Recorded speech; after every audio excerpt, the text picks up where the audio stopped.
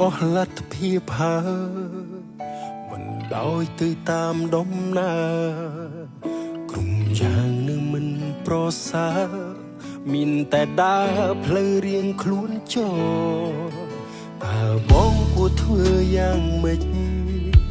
ទើបគេចផុតពីកំហុសបងដឹងអូនលែងចង់ស្មោ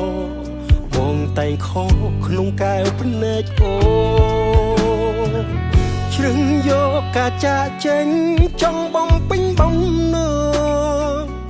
លំចោលគ្រប់យ៉ាងធ្លាប់មានរួមគ្នាកន្លងធ្វើជាអ្នកដទៃបើគេសួរអូនបាត់បងទេណាប្រាប់គេចោលថាបងសាវ៉ាមានអ្នកថ្មីបងអាក្រក់មិនសមនោះល្អដូចថ្លៃគេជប់សង្ស័យដេញដោលទៀតហើយនៅពេលគ្មានបងអូនលែងធ្វើត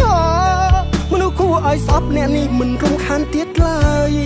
សង្ឃឹមការចាក់ចេញបងអាចធ្វើឲ្យអូនរីករាយនឹងមានអារម្មណ៍ល្អវិញ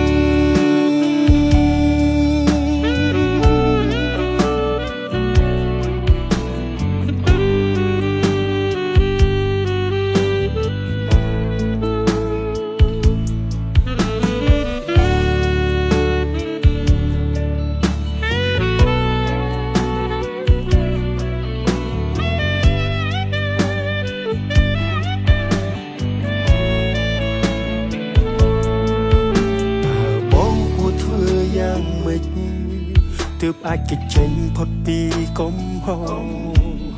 បងដឹងអូនលែងចង់ស្មោបងតែងខកក្នុងកែវភ្នែកអូជ្រឹងយកការចាក់ចេញ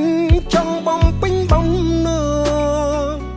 លំចោលគ្រប់យ៉ាងធ្លាប់មានរួមគ្នាកន្លងធ្វើជាអ្នកដទៃបើគេសួរអូនបាត់បងទេណាប្រាប់គេចោលថាបងសាវ៉ាមានអ្នកថ្មីបងអាក្រក់មិនសមនោះល្អដូចថ្លៃគេជប់សង្ស័យដេញដោលទៀតហើយនៅពេលគ្មានបងអូនលែងធ្វើតមនុស្សគួរឲ្យស្អប់អ្នកនេះមិនរំខានទៀតឡើយសង្ឃឹមការចាក់ចេញបងអាចធ្វើឲ្យអូនរីករាយនឹងមានអារម្មណ៍